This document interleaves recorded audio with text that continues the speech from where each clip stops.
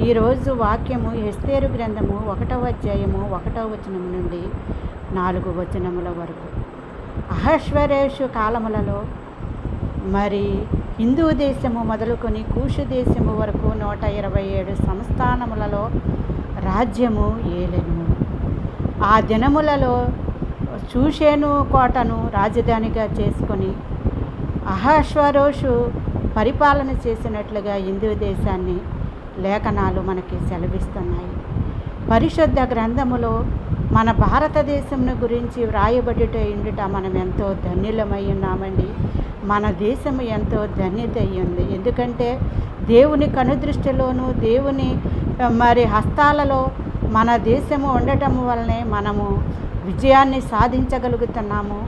మన దేశంలో అందరం భిన్నత్వంలో ఏకత్వముగా ఉండి మరి సహోదరి ప్రేమ కలిగి ఐక్యత కలిగి మరి మనం ఉండటానికి కారణం ఏంటంటే దేవుడు లోకమును ఎంతో ప్రేమించాడు. ఆ లోకములో ఉన్న దేశాలలో భారతదేశాన్ని అత్యధికముగా ఆయన ప్రేమించినందుకు గాను మనము ధన్యులమై ఉన్నాము.